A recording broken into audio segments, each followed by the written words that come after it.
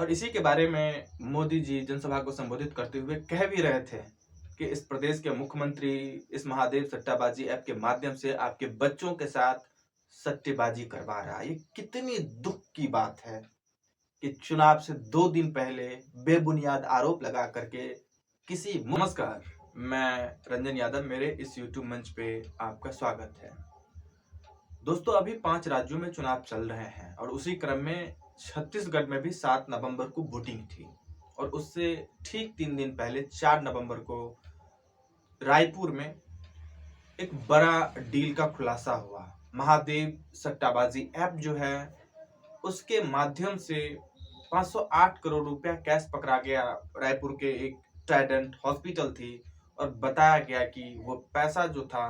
वो भूपेश बघेल को देने के लिए लाया गया था। और उसके कुछ ही वक्त बाद दिल्ली में बैठे स्मृति ईरानी बाकायदा पूरा स्क्रिप्ट के साथ मीडिया कॉन्फ्रेंस करती है और वो सारा चीज बताती है कि बाकायदा कहाँ से पैसा आया, कितना पैसा आया, किसको देना था, कौन इसमें इन्वॉल्व था, सारा चीज।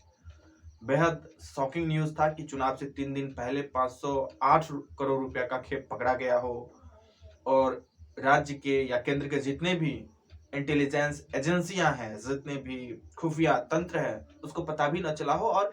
इतनी बड़ी खेप आखिर आई कैसे? संदेह तो सबको था ही, पर अभी जो हाल फिलहाल में खुलासा हुआ है बेहद चौंकाने वाला है। पिछले 9.5 साल के मोदी जी के कार्यकाल में अब तक का सबसे बड़ा घिनौना और नीचता पे उतरी मोदी सरकार की ये सबसे बड़ी नाकामी है। जिस व्यक्ति को पकड़ा गया था 508 करोड़ रुपया के साथ रायपुर में, राजस्थान के रायपुर में ट्राइडेंट होटल में 508 करोड़ रुपया के साथ, और कहा गया था कि ये महादेव सट्टाबाजी ऐप है और ये पैसा भूपेश बघेल को देने के लिए लाया गया है, वही अब खुलासा कर रहा है। वही, उसका नाम असीम दास है। उस व्यक्ति का नाम जिसके नाम पे चस्पा किया गया कि इसने दुबई में बैठे अपने एक सहयोगी जिसका नाम शुभम सोनी उर्फ बंटी है, जो महादेव सट्टाबाजी ऐप का ऑपरेटर है, और उसी के कहने पे वो जो असीम दास है उसने 508 करोड़ रुपया उस होटल में लेके गया और वो भूपेश बघेल को देने के लिए रखा गया था पैसा। आज वही असीम दास बड़ा खुलासा कर रहा है। 10 पेज का एक चिट्ठी लिखा है ईडी को और वो बाकायदा कह रहा है कि न तो हम भूपेश बघेल को जानते हैं, न किसी कांग्रेस नेता को जानते हैं, कार्यकर्ता को जानते हैं। हम तो यहाँ दुबई से, एयरपोर्ट से यहाँ आए थे कंस्ट्रक्शन का काम करने के लिए, और ये जो जिसका नाम शुभम सोनी उर्फ बंटी है, ये मेरा बहुत अच्छा फ्रेंड था और वो चूंकि बहुत अमीर था, हमने उसको कहा कि मेरे लिए भी कुछ करो, तो उसने कहा कि तुम जाओ, रायपुर जाओ, हम कुछ करते हैं। और जब हम रायपुर आए तो मेरे लिए होटल जो है ऑलरेडी बुक था। होटल के गेट पे जाने से पहले ही मेरे पास एक बाइक से एक बंदा आता है और जो 508 करोड़ रुपए का बाइक हमें दे जाता है। साथ में उन्होंने ये भी कहा कि एयरपोर्ट से उस होटल के लिए इनोवा कार भी मुझे प्रोवाइड की गई थी। तो आज खुद वो असीम दास, जिसके पास से 508 करोड़ रुपया पकड़ा गया, और बीजेपी के सबसे बड़े नेता मोदी जी ने उसके जस्ट अगले ही दिन अपनी जो भाषण की स्क्रिप्ट थी, जो छत्तीसगढ़ में जनसभा को संबोधित कर रहे थे, क्योंकि 7 नवंबर को ऑलरेडी हमने कहा कि वहां चुनाव होने वाली थी, वोटिंग होने वाली थी, तो 6 नवंबर को, 5 नवंबर को जो उन्होंने चुनावी जनसभा को संबोधित किया, उसमें उन्होंने बाकायदा इस महादेव ऐप के माध्यम से जो 508 करोड़ रुपया पकड़ी गई इसी ट्राइडेंट हॉस्पिटल में असीम दास के पास से, उसकी बड़ी बुराई की। और उन्होंने दावा किया कि भ्रष्टाचार, इतनी बड़ी जो भूपेश बघेल को पैसा दी जा रही थी, इतने बड़े जो भ्रष्टाचार किया जा रहा है, इस प्रदेश के लोगों के साथ भ्रष्टाचार किया जा रहा है, उसके बच्चे के साथ सट्टा खिलाई जा रही है। और आज वही असीम दास कह रहा है कि न तो हम भूपेश बघेल को जान रहे हैं, न किसी कांग्रेस के नेता को जान रहे हैं, और न किसी कार्यकर्ता को जानते हैं। हम तो एक साधारण सा इंसान है, हम कंस्ट्रक्शन लाइन में काम करने के लिए आए हैं, मेरी ये महत्वाकांक्षाएं थी, पर मुझे तो जबरन ईडी के द्वारा पकड़ा गया, जबरन मुझे कागजों पे दस्तखत करवाई गई। ऑलरेडी ईडी जो है वो एक एप्लीकेशन तैयार करके लाया था, मुझे नहीं पता उसमें क्या लिखा था। उसने कहा कि यदि तुमने ये कबूल नहीं की कि ये पैसा तुम्हारा है तो तुझे जेल में हम अंदर कर देंगे, जेल में डाल देंगे। और इस वजह से, इस डर से हमने ये कबूल की कि वो पैसा मेरा है। पर अब मैं चाहता हूं कि ईडी इसके तह में जाए और वो सारी चीज के बारे में छानबीन करे, जांच करे, इंक्वायरी करे कि आखिर वो पैसा था किसका। वो पैसा मेरा नहीं था, हम किसी को जानते नहीं हैं किसको देना था। ये जो बेवजह का आरोप हम पे लगाए जा रहे हैं कि हम कांग्रेस के नेता भूपेश बघेल को देने जा रहे थे, ये बेबुनियाद और झूठी बातें हैं। हम तो भूपेश बघेल को देखे भी नहीं है। हो सकता है कि टीवी पे, मोबाइल पे कभी हम देखे हो,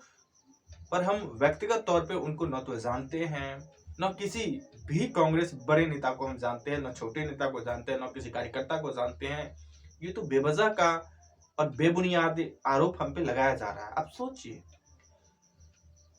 जब चुनाव 2 दिन पहले हो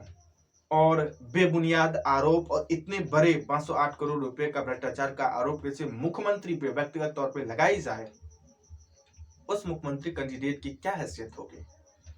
उस पार्टी की क्या हैसियत होगी, उस पार्टी के जो कैंडिडेट मैदान में उतरे हैं उसकी क्या स्थिति होगी, कार्यकर्ता की क्या मनोबल होगी। कितनी शर्मिंदगी की बात है कि इस देश के प्रधानमंत्री इतनी नीचता पे उतर आए हैं कि ये केस बना के, करप्शन का केस बना करके चुनाव से ठीक 2 दिन पहले चुनाव के मूड को बदलने का प्रयास करते हैं। अब दोस्तों, ये पहला वाकया नहीं है कि मोदी जी ने इस तरीके से लोगों की साइकोलॉजी के साथ, दिमाग के साथ खेलने का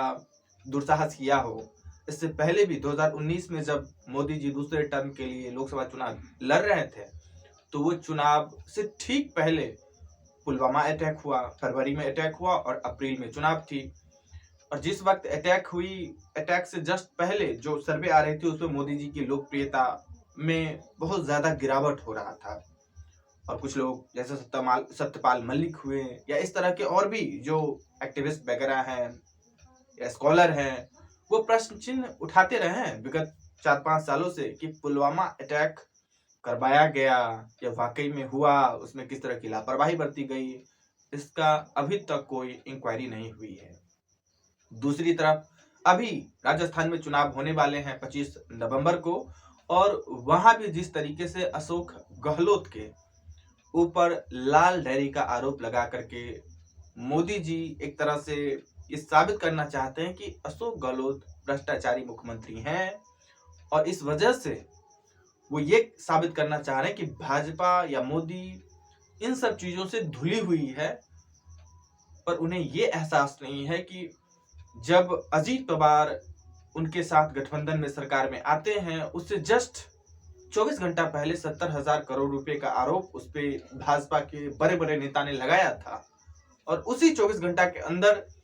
जब अजीत पवार महाराष्ट्र में उनकी सरकार में शामिल हो जाता है, तो वो वॉशिंग मशीन से धुल जाता है। ये एक बड़ा और गंभीर प्रश्न है कि ईडी जैसी इतनी विश्वसनीय संस्था जो व्हाइट कॉलर क्रिमिनल को पकड़ती है, 2014 से पहले इसकी जितनी विश्वसनीयता भारत में थी उससे कहीं ज्यादा पूरे विश्व में इसका एक अपना दबदबा था, रुतबा था। इस संस्था के बारे में जो बातें होती थी, बड़ी ही सकारात्मक तरीके से इसके बारे में लोगों के मन में सोच होता था। लेकिन आज ये स्थिति है कि किसी भी सड़क छाप व्यक्ति को पकड़ करके ईडी ये कहलवा दे कि हमने अशोक गहलोत को ये देने के लिए पैसा अपने पास रखे थे, और इस आधार पे ईडी एक केस फ्रेम करे। और उसके जस्ट कुछ घंटों बाद दिल्ली में बैठे स्मृति ईरानी प्रेस कॉन्फ्रेंस करती है। मुझे नहीं पता उसके पास कैसे ये सारी चीजें पहुंच जाती है, इमीडिएट सारा इंफॉर्मेशन पहुंच जाता है कि कहां से पैसा आया, कौन, जो हमने कहा कि शुभम सोनी जो इसका दोस्त था, जिसका शुभम सोनी उर्फ बंटी जो दुबई में बैठा हुआ है, इसके बारे में भी उसको पता चल जाता है। ईडी को इसके बारे में कुछ नहीं पता होता है, लेकिन स्मृति ईरानी को दिल्ली में बैठे सारी जानकारी मिल जाती है कि शुभम सोनी उर्फ बंटी उसका दोस्त है, जो असीम दास को पैसा दिया है ताकि वो अशोक गहलोत को दे दे। मतलब कुल मिला के कहाँ से पैसा आया, कितना पैसा आया, देना किसको है, किस लिए देना है, सारी चीजें स्मृति ईरानी को पता हो जाता है। उसके अगले दिन जब मोदी जी भाषण देने जाते हैं, जनसभा को संबोधित करने जाते हैं, तो उनकी जो भाषण की स्पीच होती है उसमें बाकायदा सारा डिटेल अवेलेबल होती है असीम दास के बारे में, शुभम सोनी के बारे में, शुभम सोनी उर्फ बंटी के बारे में, जिस पे आरोप है कि ये दुबई से बैठ करके एक महादेव सट्टाबाजी ऐप चलाता है, और इसी के बारे में उन्होंने कहा भी, और इसी के बारे में मोदी जी जनसभा को संबोधित करते हुए कह भी रहे थे कि इस प्रदेश के मुख्यमंत्री इस महादेव सट्टाबाजी ऐप के माध्यम से आपके बच्चों के साथ सट्टेबाजी करवा रहा है। ये कितनी दुख की बात है कि चुनाव से 2 दिन पहले बेबुनियाद आरोप लगा करके किसी मुख्यमंत्री को